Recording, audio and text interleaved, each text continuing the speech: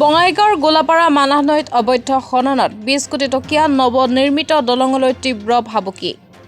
বিভাগীয় কৰ্তৃপক্ষক অভিযোগ দাখিল কৰাৰ পিছতো গুৰুত্ব নাই। বঙাইগাঁও জিলাৰ অভয়পুৰী আঞ্চলিক বন বিভাগৰ অন্তৰ্গত গোলাপাৰা মানাহ নৈ দিনে নিশাই অবৈধভাৱে খনন কাৰ্য অব্যাহত পৰিছে একাংশ বালি মাফিয়াই। দিনে নিশাই জেচিবি ট্ৰেক্টৰে খনন কাৰ্য কৰি নিজৰ মুনাফা আদায় কৰাত উঠি পৰি লগা তীব্ৰ ভাবুকিৰ সৃষ্টি হৈছে নৱনিৰ্মিত 20 কোটি টকীয়া পকী দলং আৰু নৈপৰীয়া ৰাইজৰ মাজত। মানাহ নৈৰ খনন কাৰ্য বন্ধ কৰিবলৈ বিভাগীয় কৰ্তৃপক্ষক মানাহ ভেলী বিকাশ মঞ্চ নামৰ স্বেচ্ছাসেৱী সংগঠনে অভিযোগ দাখিল কৰাৰ পিছতো কোনো পদক্ষেপ গ্ৰহণ কৰা নাই।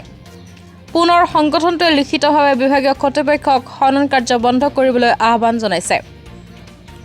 মানাহ নৈৰ খনন কাৰ্য বন্ধ নকৰিলে জিলা উপায়ুক্ত কাৰ্যালয় আৰু মহকুমাধিপতি কাৰ্যালয়ৰ সন্মুখত মানাহ ভেলী বিকাশ মঞ্চই প্ৰতিবাদী কাৰ্যসূচী গ্ৰহণ কৰিব বুলি উল্লেখ কৰে সংগঠনটোৰ সম্পাদক আৰফান আলীয়ে।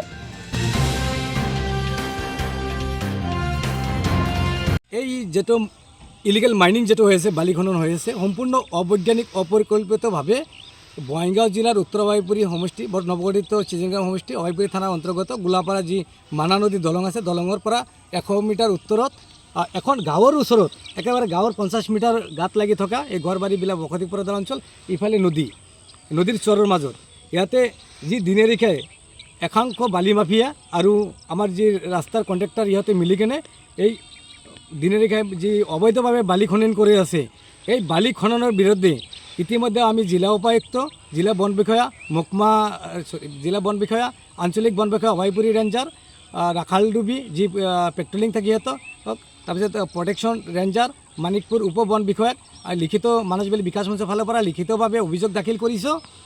আৰু অনাগত দিনত যদি এই অভিযোগৰ ওপৰত ভিত্তি কৰি যদি সিহঁতে বিহিত ব্যৱস্থা নলয় তেনেহ'লে আমি এই স্থানীয় ৰাইজক লগত লৈ গণতান্ত্ৰিকভাৱে জিলা উপায়ুক্ত মহকুমাধিপতি কাৰ্যালয়ৰ আগত ধৰ্ণা বহিবলৈ প্ৰস্তুত আছোঁ।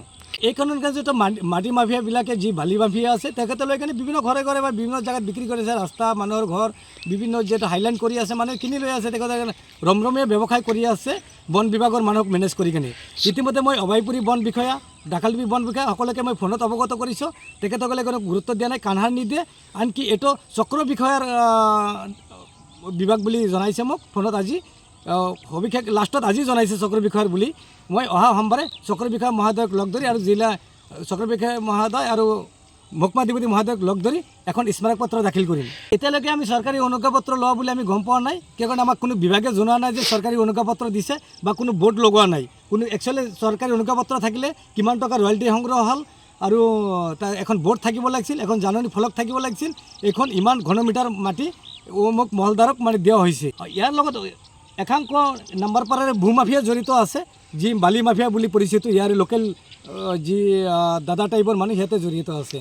ওই নাম্বাৰপাড়া ট্ৰেক্টৰ লাগিলে মাটি কাটি আছে, আমি মানা কৰিলেও তেওঁ নামানে আৰু মোক ধমকি দেয়। আৰু মাটিয়া লাগিলেও মানা কৰিছোঁ, মাটিয়ালাবিলাকে কৈছে মোৰ মাটি মই কাটি আছোঁ, কোনে কি কৰে কৰিব, মাৰাৰ কাৰণে হুমকি দেয়। কোন ঠাইত এইটো খনন কৰি আছে? এইটো গোলাপাৰা চৰ ত্ৰিশখণ্ড চৰ। এই মাটিটো কাটাত মোৰ ঘৰ বাৰী উঠি যাব, নদীটো আহি আছে আমাৰ ইয়াতে, কাক কৰিম আমি পৰাজ। এই বিচি পেলাবিলাক মানা কৰিছোঁ আৰু এই যাৰ খেতি আছে তাক মানা কৰিছোঁ, নামানে। আৰু কি কৰিম, মাৰিবৰ কাৰণে মাৰিব মোক, কি কৰিম তাই।